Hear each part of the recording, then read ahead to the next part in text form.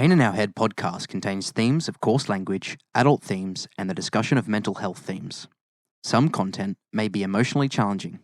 If you or someone you know is at risk, please visit the description for mental health and suicide prevention contacts. Enjoy the show.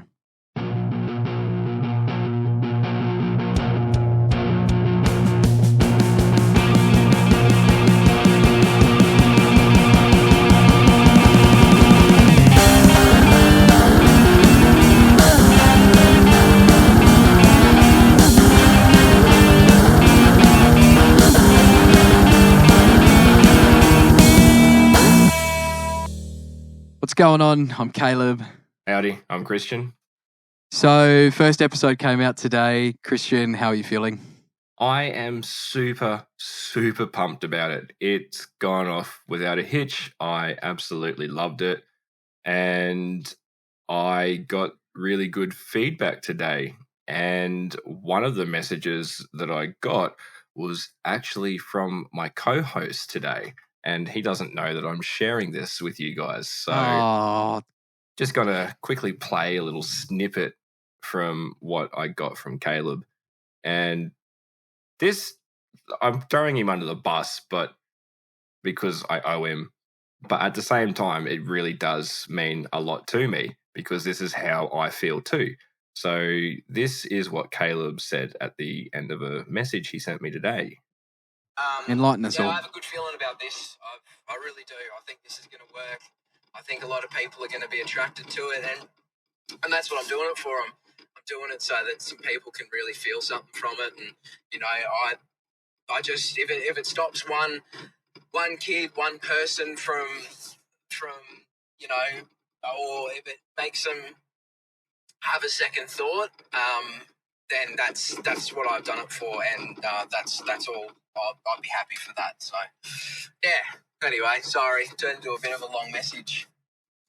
So that was great, man. Listening to you say that, it was great to hear you express the same thing that I feel about it. As long as one person hears our podcast and changes their thoughts at the time, then that's mission accomplished. We've done exactly what we came here to do, and I'm having an absolute blast doing it. So I am super chuffed about the podcast going live on all the streaming platforms and the video going up this morning on YouTube. It's been great. What do you think? Yeah. Oh, obviously, you know what I think from that message, but yeah, that's right. It's gone out to all platforms, which is it's really exciting to see something or a project that you've worked on or had the idea of for so long come to life. And that's right. That's what we've done it for. So there's a fantastic line in a Bliss Nesso song. I can't think of the line off the top of my head, but it's something along the lines of "They can stop that kid from jumping." And that line from that, we'll have to talk about that Bliss Nesso song when I remember it. But yeah, I really like that, and that's what I'm doing the podcast for. So yeah, I'm really excited about everything. All the feedback that we've gotten has been fantastic so far, and we've been able to take that into consideration and work on it. You know, it's a work in progress, and projects are always like that. And I think we mentioned in the first episode how we wanted to open up to the community. We wanted this to be a community project. We wanted to get as much community on board as we could with this. And I feel like we've already done that with just the first episode airing today. So really excited. Yeah. I'm happy with it. It's been a journey already, and we're only on our 4th episode. So let's jump straight into this episode, hey? And today's episode is about coping mechanisms, adaptive and maladaptive. So we will just jump straight into it because it's a huge topic, and if we wanted to cover the whole thing, we'd be here for many, many, many episodes, and we'll probably come back to it later on because coping mechanisms are a huge part of dealing with mental health. So what is the meaning of coping? It's the use of one or various types of mechanisms. Wow. Mechanisms that are intended to reduce psychological stress. So coping with a problem. That's what coping is. It's just dealing with a problem that's in front of you. It's doing what you need to do to get through the situation that's presented. And that's it. That's all it boils down to. And there's so many different types of coping mechanisms out there, and they all fall under 5 different styles. And we're briefly going to nut over those 5 styles because we, like I keep saying, I feel like we could make a clip about us referring to how many episodes we can make about a particular topic, because I think every episode we've brought it up. Oh, we could do a whole episode on this. There would be a whole clip, like a minute long, of just Caleb or myself saying, oh, we could do a whole episode on this. So the 5 different styles of coping mechanisms are emotional focused, and that's changing your emotions towards a situation and not the situation itself, changing how you feel about that particular situation and how you're perceiving it. Then we've got problem focused, and that's planning out your actions in response to a stressor and applying that to change the situation itself. Then we go on to meaning focused, and that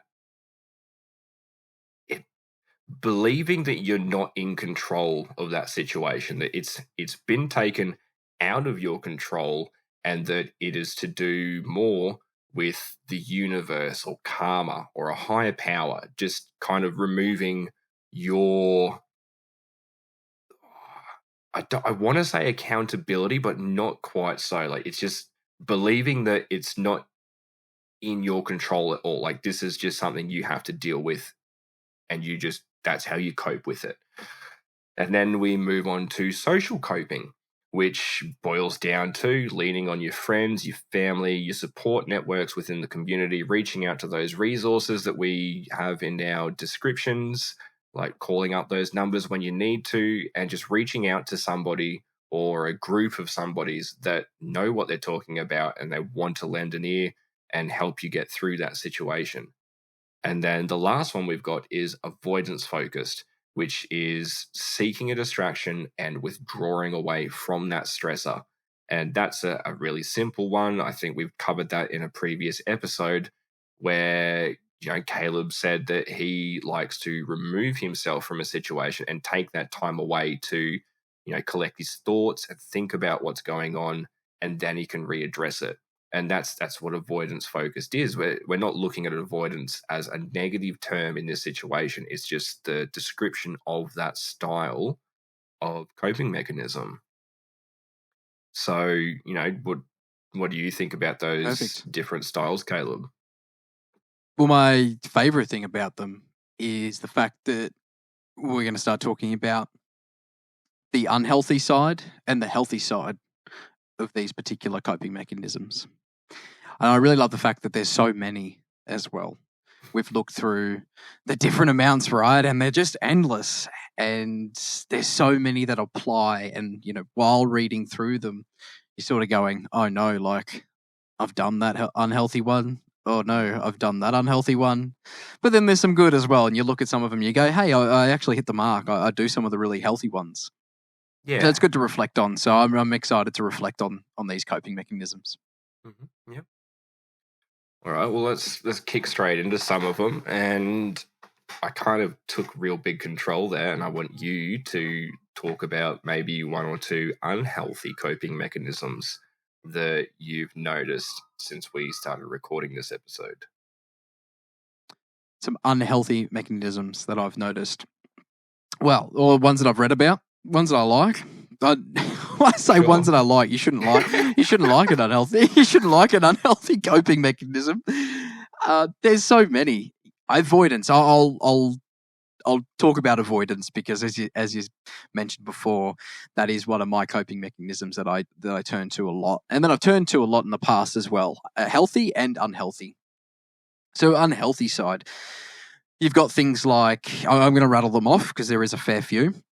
You've got things like substance abuse, smoking, denial, and behavioral disengagement. You've got impulse spending, overeating, undereating, as well as self-harm.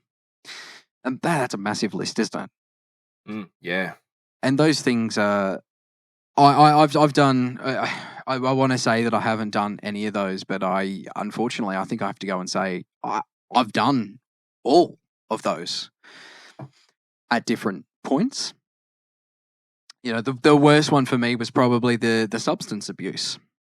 I spent a good chunk of my life avoiding problems through substance abuse, whether that be alcohol or drugs, and they're used in a negative way to neglect a stressful situation.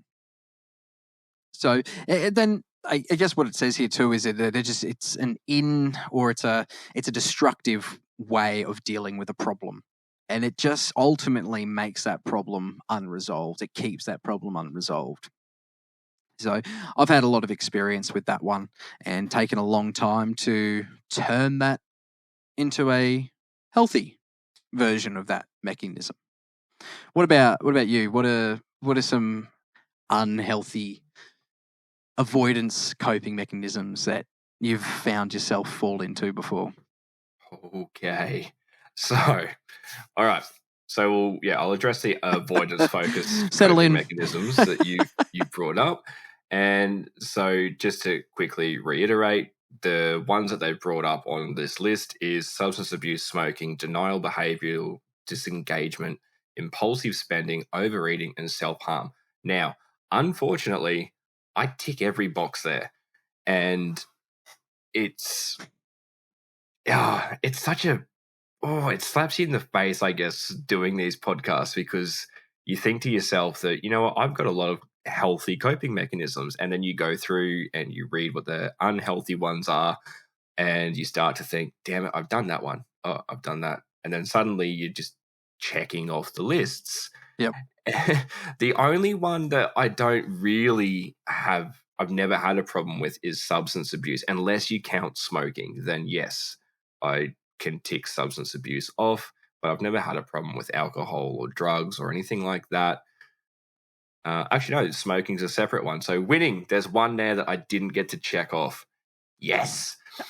But everything else, I have been notorious for. And some of those things I still am. And, you know, it just, I'm not judging myself for having these coping mechanisms, because it is what it is. I hate that saying. I hate it so bad. It's such a bad saying, but I still use it. I can't believe you just use that. I can't believe you just use that. Yeah. Yeah, you're right. You're right though. While we're saying, yeah, okay, we can sit here and say these are unhealthy mechanisms, and you could be sitting there listening, going, oh shit, I fall in the same category, right? But that's okay, because these are still coping mechanisms that at the end of the day still help you in some way with the problem.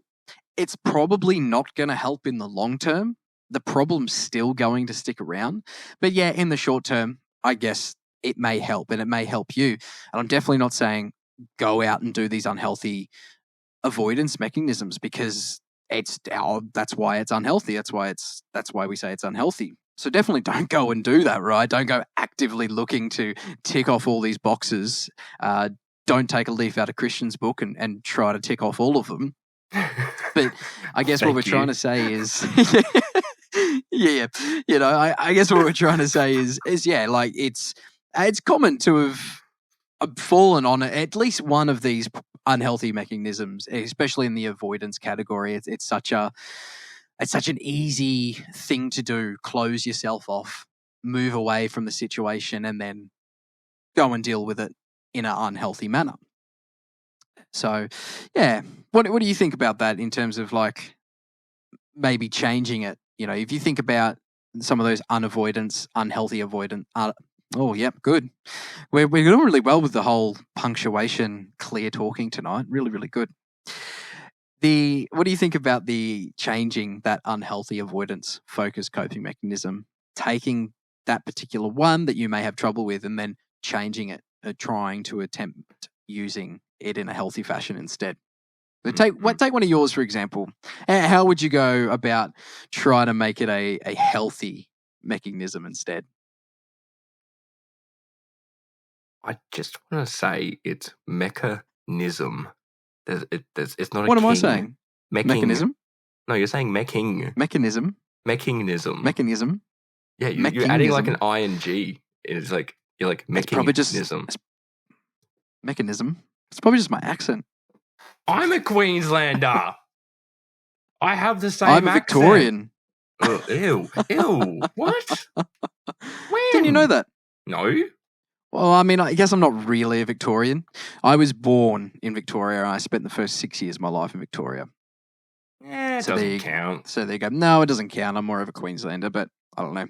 Maybe my family are Victorian, so maybe the way my vocab and speech came from, I don't know, the way that the English language is said down there. I'm not sure. I have this problem all the time. Like, Say people school. used to school. School. School. School. School. Right? Yeah. Do you know how often I get picked on down here for saying school? For school? Yeah, school. What do they call it down there? I can't do it. I can't. It's school. School? Yeah. Because apparently Queenslanders put like an E in front of their double O's. So we got like school, pool, tool, and no one else does it. No, that's just wool. Wool. Yeah, wool. But I try and say school without having that ew in front of it. Like, try and say school. School. School. You can't. No, not really. It sounds very English. School. Like English accent. School. Right? Yeah, I don't know. Anyway, this is like going like well on a tangent because mechanisms. Anyway, so we're talking about trying to compare one of my many unhealthy coping mechanisms and see if I can turn it into a positive one if I understood you correctly. So I'm going to choose an easy one because just choose an easy one. Yeah. So one of the unhealthy mechanisms. Oh wow, I said it now. Wow. Ugh. Maybe you've been saying it the whole time, and I got it from I you. have not been. I've been saying mechanism. Fight me, Caleb. So one of the unhealthy mechanisms comes under problem-focused coping, which I didn't really identify as, but here we are. Overanalyzing the problem is an unhealthy mechanism. And I am pretty bad at this one, to be honest. So I've mentioned it before. I have BPD. And one of the things that kind of makes me do is I will have entire conversations in my head that do not involve the other person. And a really good example of this is I wanted to go see a band. I wanted to go see Cattle Decapitation and Archspire. And I thought to myself, instead of having this conversation with my girlfriend at the time, I had the conversation in my head. And that went along the lines of, I want to go see these bands. I showed my girlfriend these bands. She didn't like the music. My friend, who I did show the bands to, liked the bands. So instead of asking my girlfriend if she would like to come along and see the bands and then having her say yes because she feels guilty about not going, or me having to feel rejection from her saying no, I'm going to go straight to my friend and ask them if they want to come to the bands. And that was the wrong thing to do. I got my ass chewed out so goddamn hard, even after I explained how I came to that conclusion. But that's what over-analyzing and overthinking looks like to me. I tried not to do it, but BPD things, I have a lot of conversations in my head that just do not involve the other person. And when it comes to potential problems or stresses around me, I will do the exact same thing. I might see something starting to happen, and I will plan out that whole situation in my head. I've come up with all of the possible outcomes and drawn a conclusion before that problem's even taken a step out the door. So, how to turn that into a healthy coping mechanism would be, instead of letting my mind kind of run wild with it, it's addressing the problem or the conversation, and yes, allowing myself to make these preparations and plans, but at the same time also not completely coming to a conclusion, not having that definitive conclusion set in stone. So using that example with my ex-girlfriend and the bands. So instead of me just going straight to my friend and saying, hey, do you want to come see these bands with me? I should have had that conversation in my head, made the plans, weighed it all up, and gone to my girlfriend at the time and said, hey, look, these two bands are coming to Adelaide. I really want to go see them.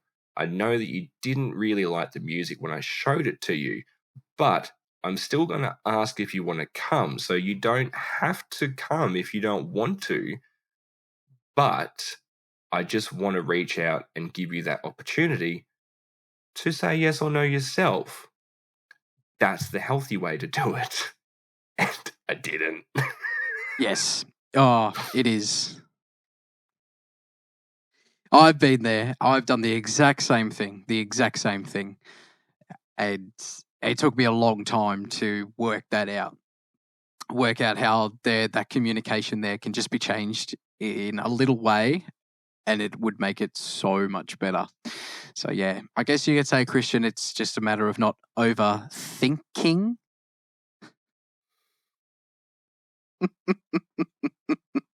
I'm sorry, I'll stop. Oh, great. That's Will fantastic. you? I mean, if I look at, I know, hey, I know I won't. You know I won't. I've lost my spot. So no, I really like that. That's a great way of being able to turn a unhealthy mechanism into a healthy one. Yeah. Yeah. I guess one I could talk about is. Yeah. Yeah, sorry. The one I could talk about would, I guess, just be the avoidance one, and that's why I keep coming back to that. But I think I just have the most experience in that one, and turning it into a healthy habit instead. Hmm. So there's lots of different things you can do. Taking yourself away is still fine and still really good, but it's what you do when you take yourself away from a particular situation or a problem. So I used to take myself away from a problem and then go and use substance to mask the problem. And now I've found myself, it's a lot better for me now to go do something a lot more productive, a lot more healthy. So take yourself away from the situation. And I believe we talked about this in a couple episodes before this one.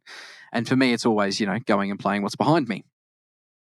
Obviously that's a healthy way of dealing with, not necessarily, no, it's not dealing with the problem, because you're not dealing with the problem.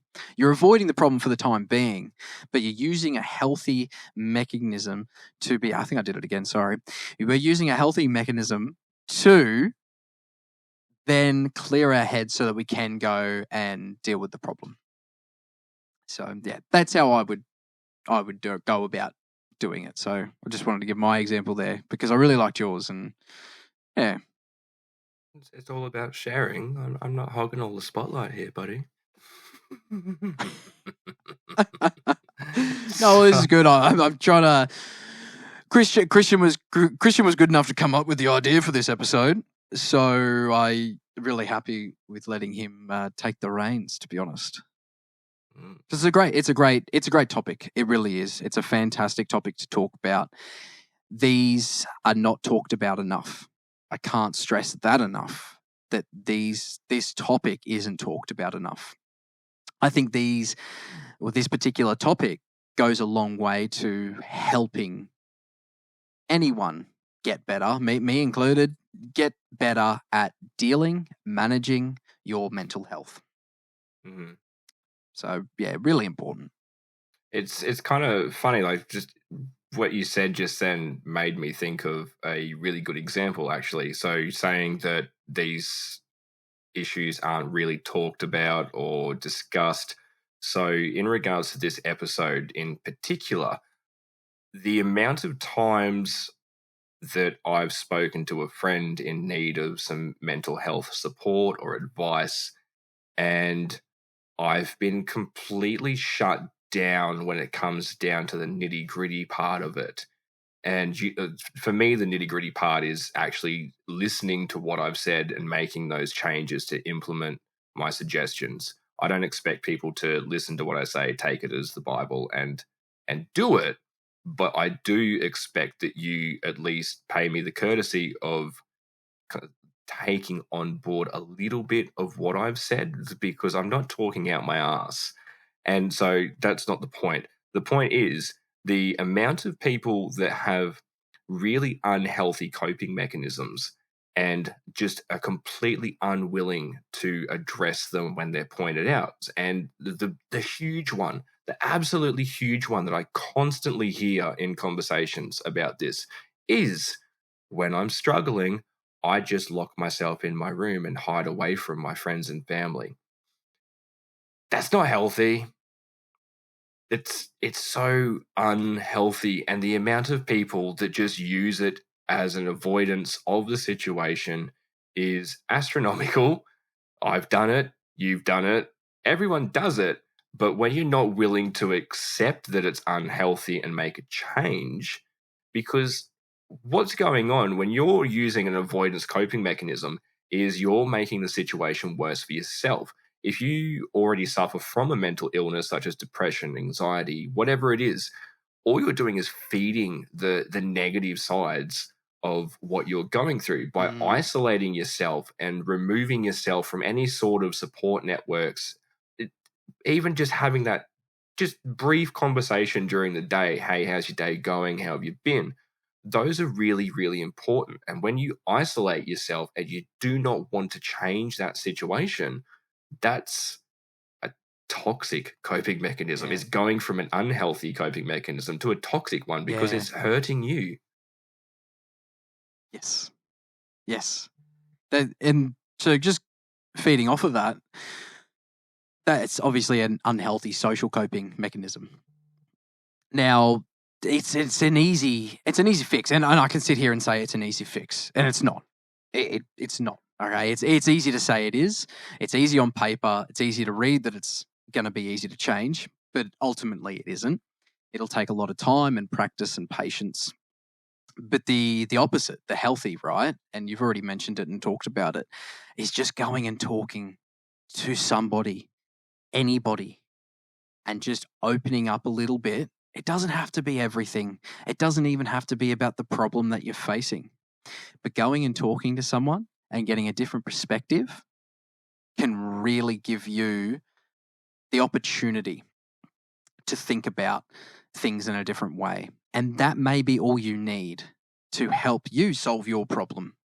And that way you don't need to go and close off yourself in a room and isolate yourself from friends and family and your support network.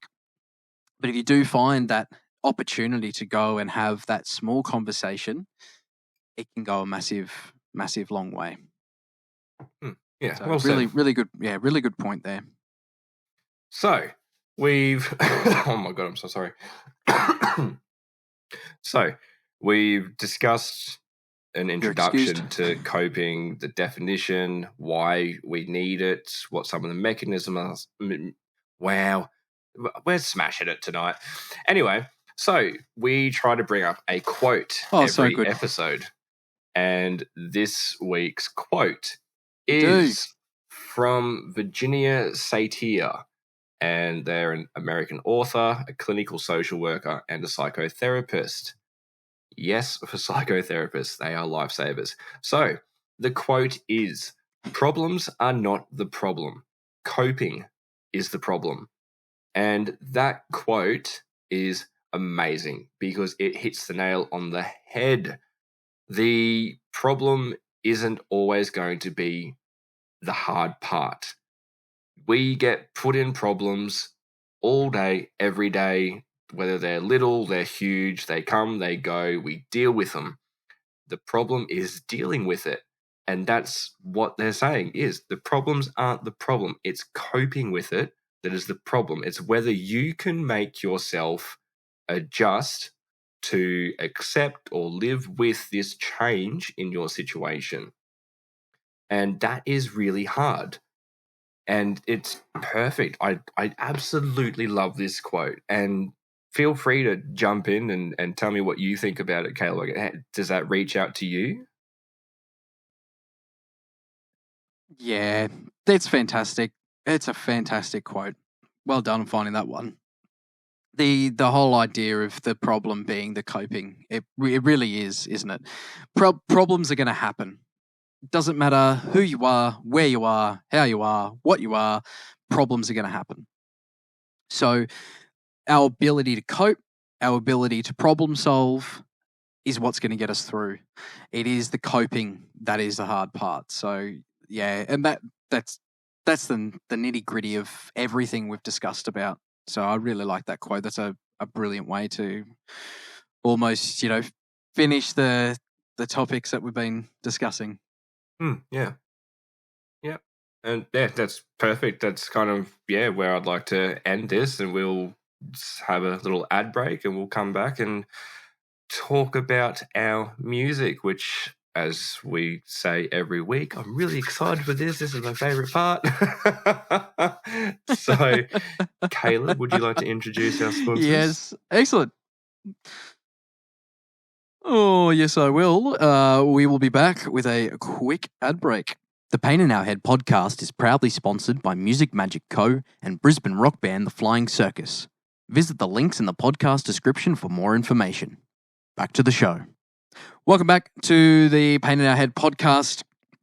Now, I'm not going to keep it a secret. Our sponsors, I know you've just heard them, but Music Magic Co. is a tutoring business that I do run myself. So if you or anyone you know do or are interested in learning an instrument of some description, I teach drums, guitar, and keyboard. I can do some vocals as well. Please follow the link in our description. So back to talking about music now. This is the best part of the podcast, in my opinion, as we always say each week. We've got some fantastic songs lined up this week that really do. Well, they do fit into what we've been talking about in regards to the coping mechanisms. So I'm really excited to have a chat about them. Yours is a good one. Would you like to bring up yours first? Yeah, for sure. Thank you. So every week, I guess we're trying to tie in our song choices with the episode theme.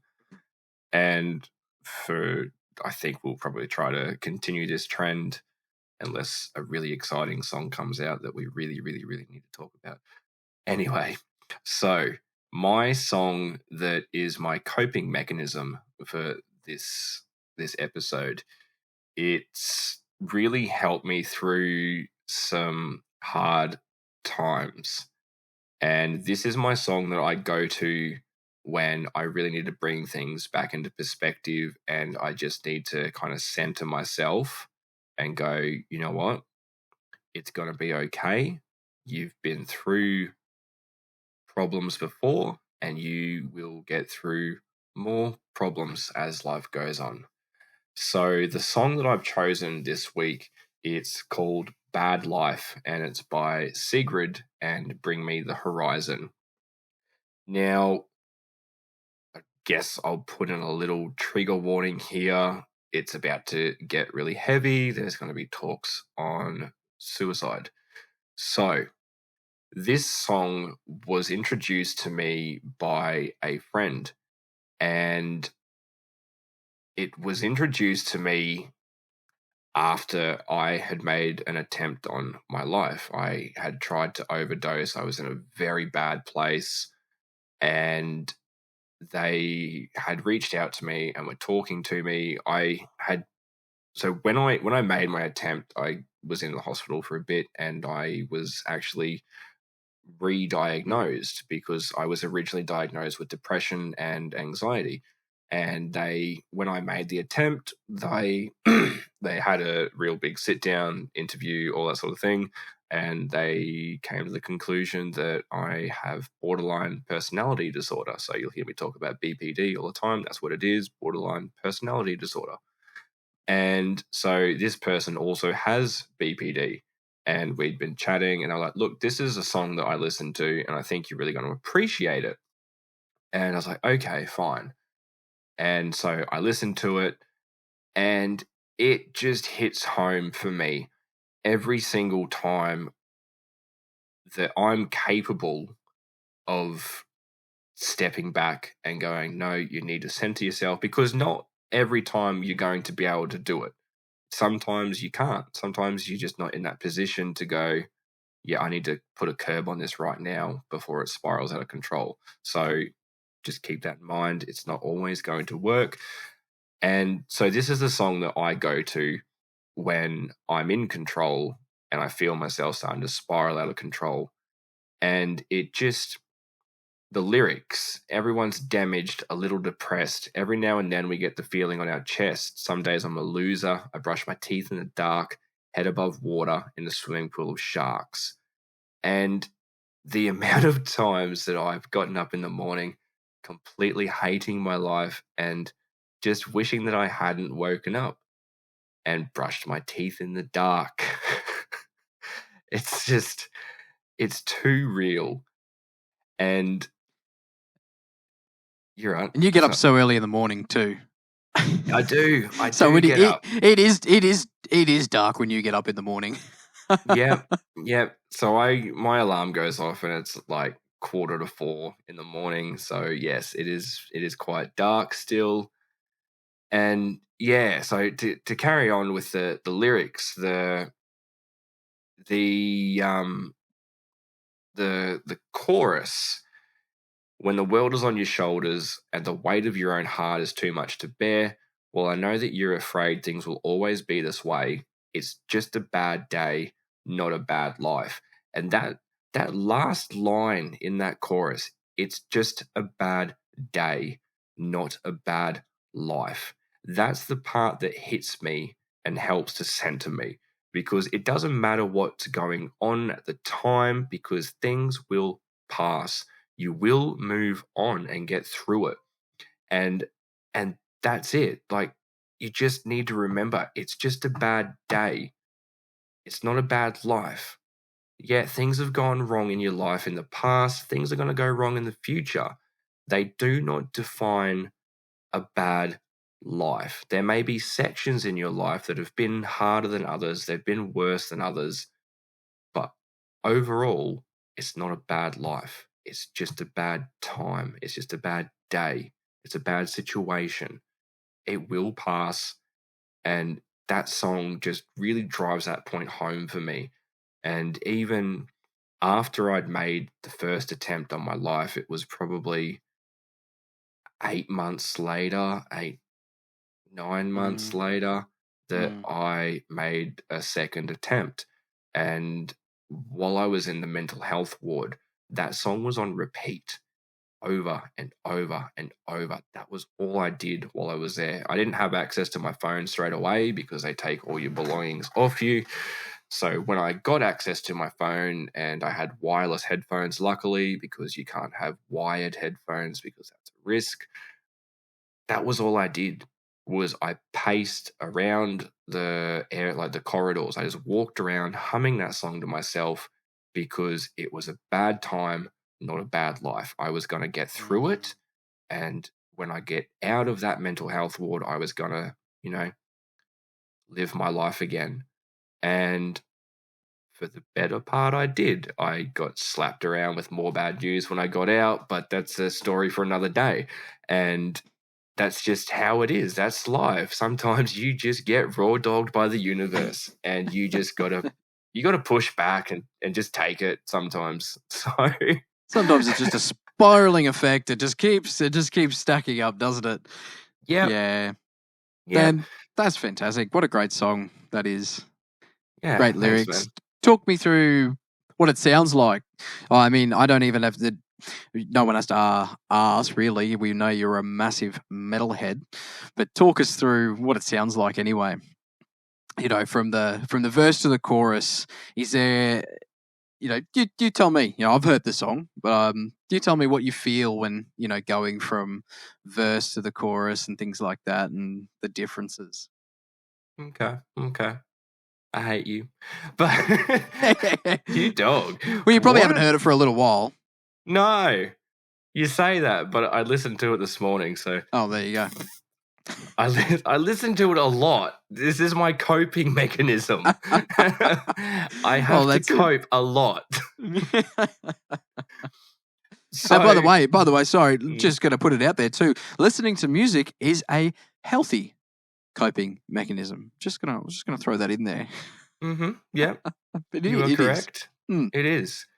So it's got Sigrid opening the intro verse up, and she does the intro verse into the first chorus, and then Ollie from Bring Me the Horizon comes in and does a second verse, and his second verse is amazing.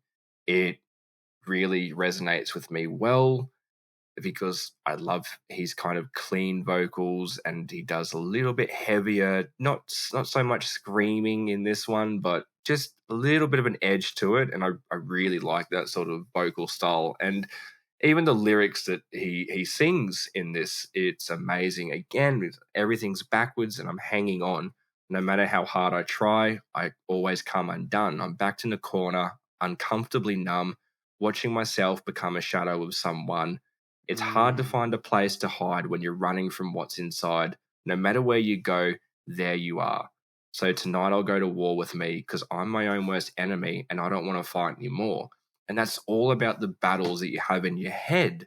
And someone that has BPD, that's their life. It's a constant battle with your own thoughts. So that really resonates home with me. And the rest of the song just goes on repeating the chorus.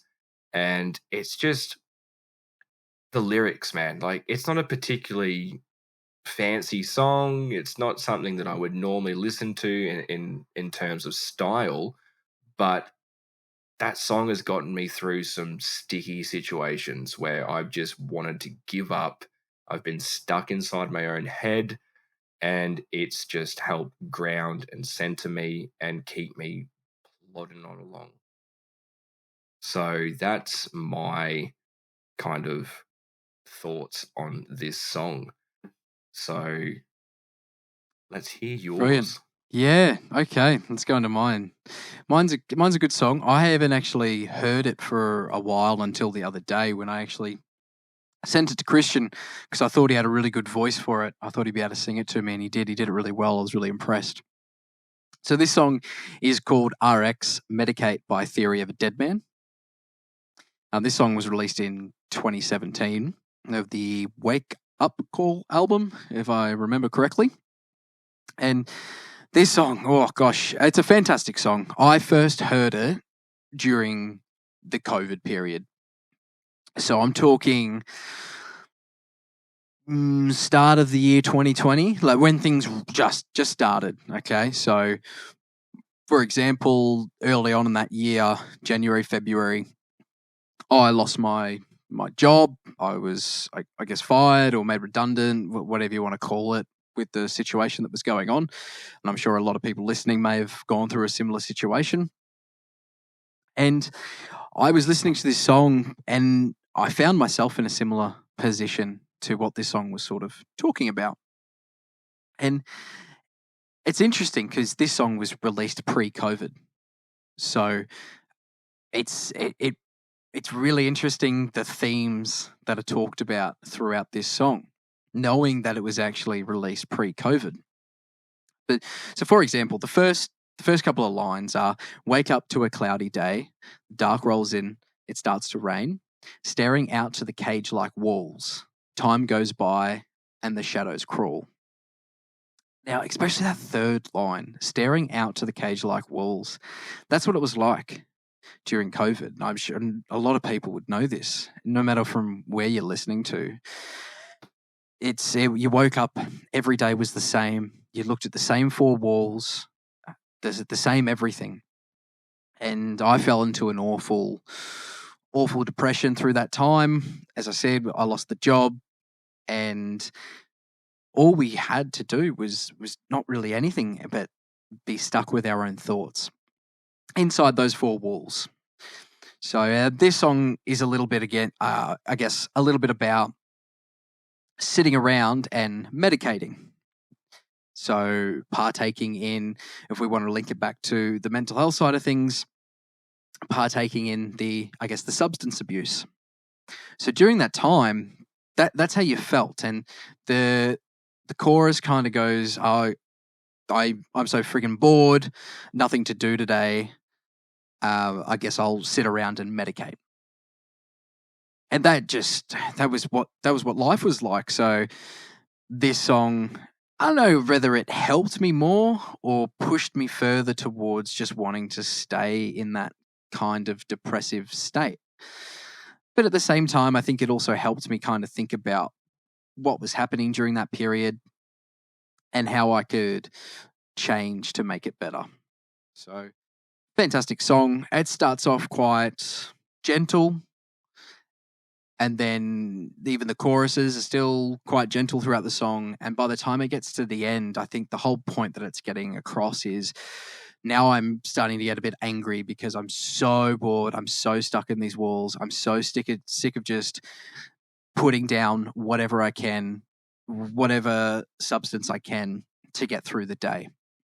And then it just gets a little bit heavier towards the end. And yeah, fantastic song. I love the lyrics. I love the vocals. I love the production. It's an all-round really good song. So go check it out. Go have a listen.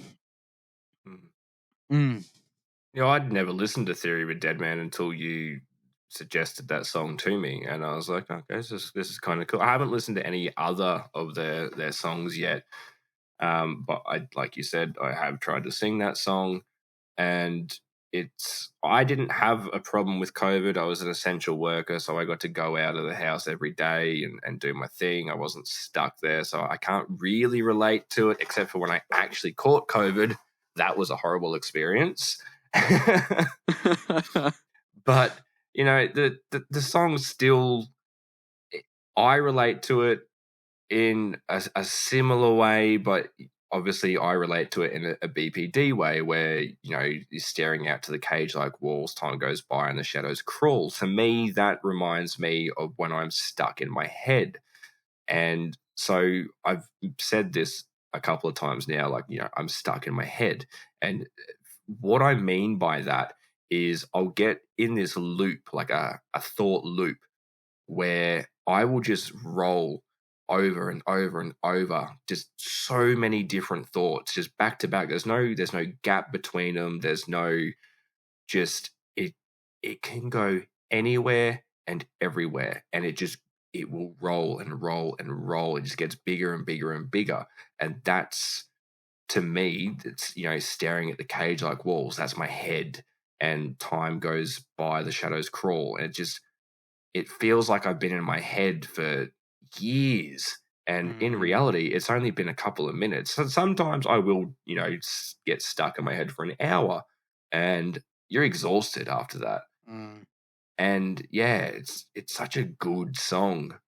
And I'm really grateful that you showed it to me, because it's now a song that I listen to most days. It gets a play. Yeah, it's a good song. It really is. I'm glad I remembered it. I hadn't actually listened to it for a fair few years.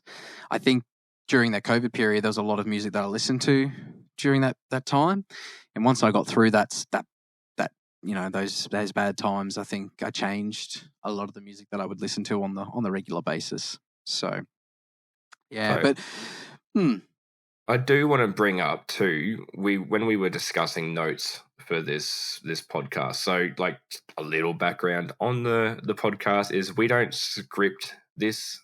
Essentially, we send some notes to each other about what the layout for the podcast is going to look like. You know, this is the introduction. This is the part I want to talk about. Blah blah blah blah blah. but there's no actual scripts or particular notes in regards to what we actually want to say. This is all just straight off the top of our heads. We're having a discussion. You guys are getting dragged along for the ride. So anyway, Caleb and I were discussing songs for what we were going to talk about today. And I had my song straight up. I 100% knew what it was. There was no changing it for me. But Caleb had 2 other songs that he had picked out before he came to this one. And one of those songs is a song that we were both absolutely belting out to each other over Discord because it's an absolute banger. And that is Bliss and Esso, Friends Like You, featuring Lee Fields. My mind is scaring me right now. That's it, man. That hook, it's just those lines. My mind's scaring me right now. When somebody shine a little light down, it's just like, is there anybody out there? Oh. Yeah.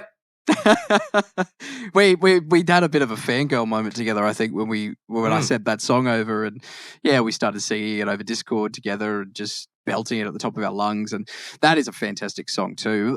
We brought up a Bliss and Esso song before on the podcast? I don't think we have. Not yet. Not until this point. No. So we had the exact same problems we had last week. We recorded this episode yesterday and ended up binning it because we had technical difficulties.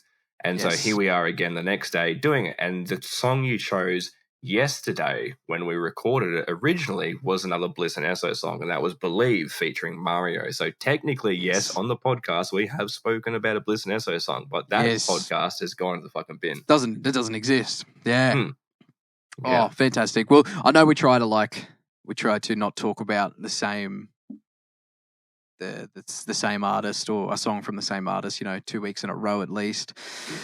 But to give you a little bit of an insight into next week, I will definitely be talking about a Bliss and Esso song. And we're going to be talking about regret and what regret can do to our mental health. So I'm really looking forward to that one. Thank you for tuning in to this episode. Thanks for coming along to the ride, coming along on the ride. It's been fantastic talking about coping mechanisms. It's been fantastic getting your opinion, Christian, on some of these things, and I've really enjoyed talking about it today. Yeah, me too, man. It's been a great episode. I've enjoyed it, and like Caleb said, next week we're talking about regret, and that's something that both of us are going to be able to just babble on and on and on about. So look forward to that. Yep, that's it. Like we say at the end of every week, make sure you email us, comment on the video on YouTube, send messages to our social media platforms. Just reach out to us, give us a chat, talk about any of the episodes, talk about things that you just want to talk about. We're here to listen. We're here to chat to you. And if we don't reply to your message directly, we might just say, hey, look, this is a really good topic. We're going to make an episode on it. So we'll do our best to get back to everybody. Absolutely. We've already loved the engagement that we've received, so looking forward to getting more engagement. And as Christian mentioned, we're on YouTube. So if you're only listening to us talk at the moment, if you're only listening on Spotify or Amazon or however you're listening to the podcast, and you want to, see our BFFs, and I mean big fucking foreheads in that regard, if you want to see that, go to our YouTube, Pain in the Head podcast, and you can have a look at our ugly faces on the internet. But until then, thank you very much. We're so looking forward to spending more time with everyone next week. But until then, it's okay to not be okay. See you later, guys.